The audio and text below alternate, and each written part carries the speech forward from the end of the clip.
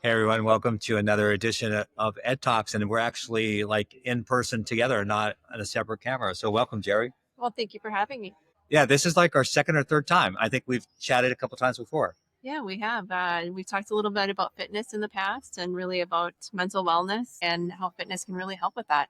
Yeah, those were really great programs. We had a lot, and I'll put those in the show notes or in the comments. Had a lot of viewers on that because it's such a relevant topic. But today I want to talk more about leadership because you're one of the great leaders out there in healthcare tech, and you're about halfway, midway career, and been a CIO for quite some time now. What is one or two words of advice that you would share to someone who's sort of starting out and they look up to you and they're like, "Well, I want to be like Jeri someday." What are one or two things you might share with them to focus on? Yeah, so the one of the things that I would definitely focus on, especially early in my career, is really thinking about building those relationships across the business and really starting to understand how to communicate and work with people and have an active listening ear to some of the challenges that they're having so that you can really be somebody that is not only helping them with their challenges, especially from an IT perspective, but also being able to advocate and work with them is really an important part of leadership and doing it at a very authentic level and not necessarily thinking about it in a,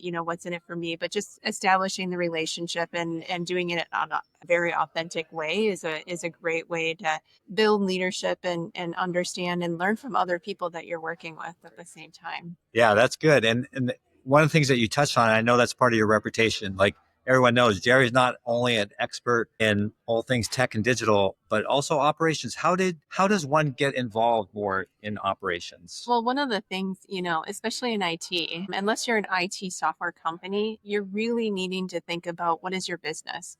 Especially in healthcare, it's not, you're not IT, you're in healthcare Yeah. and healthcare first. And so really taking the time to understand the business operations can really enhance your ability to be a technology leader. And that will also help you build those relationships. So I've had a lot of opportunity of just understanding what are the operational, factors that are on the corporate side of things, but also on the provider side of things and on the payer side of things by asking a lot of questions, really taking an understanding of what's going on and what is important and what are the KPIs and the goals and objectives of each of the business partners that you're working with on the operations side of things really enhances your ability to be an IT leader, which can really come through in your discussions with other IT leaders as well as operations. They can really understand and appreciate the fact that you're taking the time to understand that.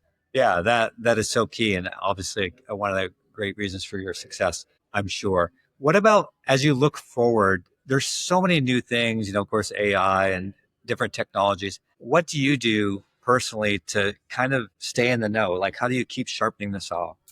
Yeah, there's a lot of different things that you can do. You can be reading, you can be getting books, from certain authors that have expertise in the field as well. You networking is a huge component, attending the conferences and being in positions and places where there's the thought leadership and the discussions happening in those spaces is really helpful. I was just in Chicago for the past couple of days and working in a group of leaders that are from multiple different industries. So it's not only in healthcare, but looking at how other industries are using the same technology and the same, tools that we are is really insightful as well. So make sure that you're reading and you're keeping up, looking at the white papers, looking for the books with the great authors that are out there, as well as being able to attend and network and be able to reach out to your network in those spaces and attending the events where there's a really great discussion on the topics that you're interested in.